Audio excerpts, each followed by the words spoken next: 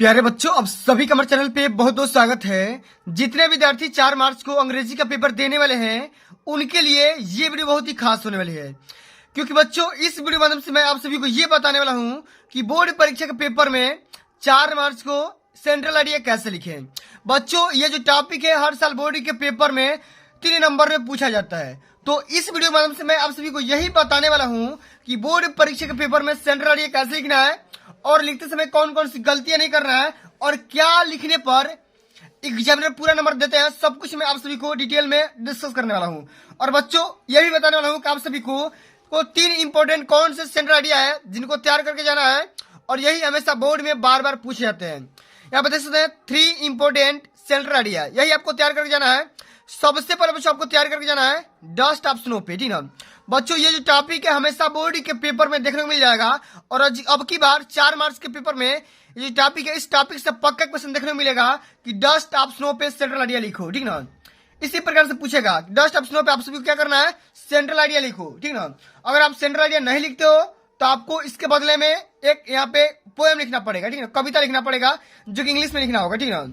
तो दोस्तों, मैं आप सबको बताऊंगा कि सेंट्रल आइडिया कैसे लिखना है, और अगर आपको सेंट्रल आइडिया याद में नहीं है तो कैसे लिखोगे, पूरा तरीका बताऊंगा। उसके बाद याद करना है आप सभी को फायर एंड आइस पे, ठीक ना। फायर एंड आइस पे कैसे करना है सब कुछ बताऊंगा। उसके बाद से ए tiger in the zoo.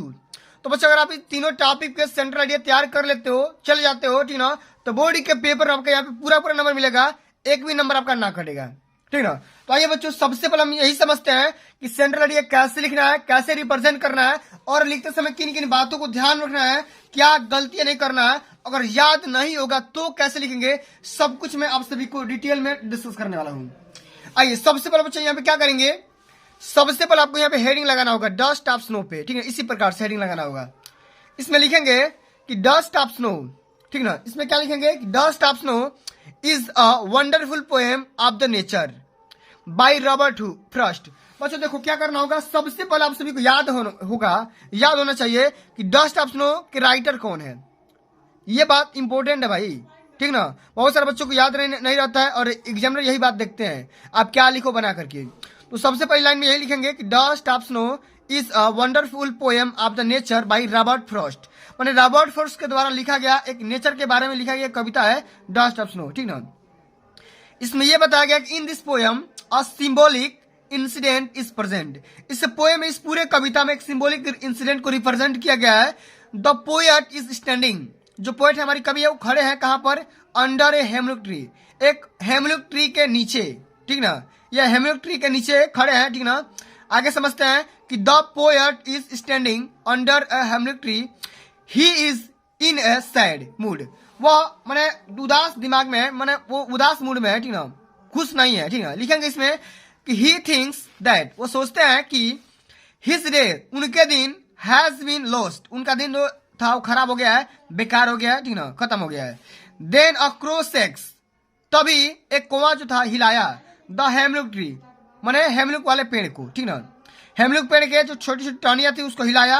And the dust of snow, the dust of snow, जो भी माने बर्फ के टुकड़े थे, धूल थे, वो क्या हो गया, फॉल्स ऑन हिम, जो कवि थे, पोएट थे, उनके माने सर पे गिर गया, ठीक ना, गिरते हैं। आगे लिखेंगे कि दिस लिटिल इंसिडेंट ब्रिंग्स, ये जो छोटा इंसिडेंट था, घटना था, ठीक ना, बोलेंगे कि ब्रिंग्स लाता है about a sudden change in the state of the poets mind.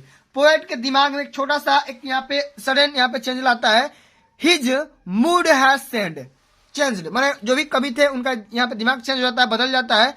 इसमें आपको लिखना पड़ेगा कि he thinks that it has saved the rest of his day and gets busy his work like the crow.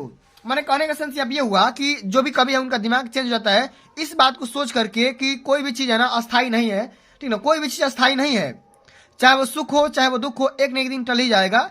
इसलिए आपको किसी भी चीज को लेकर के परेशान नहीं होना है, उदास नहीं होना है, ठीक ना। जिस प्रकार से देखो डस्ट जो था पेड़ पर, वो मैंने एक लिटिल टाइम के लिए था, और जैसे ही वो उसको कौवा ने हिलाया वो क्या हो गया, गिर गया, ठीक ना, नीचे आ गया। इसी प्रकार से बच्चों आप सभी को सेंट्रल आइडिया लिखना होगा, तभी जाकर पूरे नंबर मिलेंगे। और मैंने क्या बताया आप सभी को, इस पूरे पे आप सभी को सेंट्रल आइडिया तैयार करके जाना है। अगर आप पूरा तैयार करके चले जाते हो, इसी में से आएगा भैया, इससे बाहर नहीं आएगा। और ये बोर्ड के पेपर में हर साल 3 नंबर का आता है, कितने नंबर का, 3 नंबर का आता है। अब बच्चों ये समझते हैं कि जब आपको क्वेश्चन याद नहीं होगा तो कैसे लिखेंगे। तो देखो, अगर मान लो ए टाइगर इन द जू पे लिखना होगा, ठीक है, जैसे मान लो आपको ए टाइगर इन द जू पे लिखना होगा, तो हम कैसे हल करेंगे, कैसे लिखेंगे इसको। तो आपको बना करके ए टाइगर इन द जू थोड़ा सा ही पढ़ लेना और पढ़ करके जाना, और आराम से, मैंने ज्यादा नहीं, इतना ही आप सभी को लिखना होगा। बहुत सारे बच्चे क्या करते हैं, जो क्वेश्चन नहीं याद रहता है उसको बना बना करके 5 पन्ना लिख देते हैं। तो ये अगर ऐसा करोगे तो फिर दिक्कत हो जाएगा, ठीक है। चलो, और एक बात और आप सभी को याद होना चाहिए, ए टाइगर इन द जू के पोएट कौन है, तो इसके पोएट हो जाएंगे लेस्ली, ठीक है। क्या हो जाएगा, लेस्ली नॉरिस। क्या हो जाएगा भैया, लेस्ली। यहाँ पे मैं लिख दे रहा हूं यहाँ पे LESLIE, लेस्ली नोरी हो जाएगा, NORRIS, ठीक है। इस प्रकार से सबसे पहले पोएट का नाम लिख दो, और पोएट का नाम लिखने के बाद थोड़ा सा इसके बारे में चर्चा कर दो, पूरे नंबर यहाँ से मिल जाएंगे। तो फिर बच्चों आज के लिए बस इतना ही। अगर ये वीडियो आप सभी को अच्छी लगी होगी, हेल्पफुल लगी होगी, तो वीडियो को लाइक कर देना, शेयर कर देना, चैनल पर नए हो तो सब्सक्राइब कर देना। जल्द मिलते हैं अगली वीडियो में, तब तक के लिए जय हिंद, जय भारत, वंदे मातरम।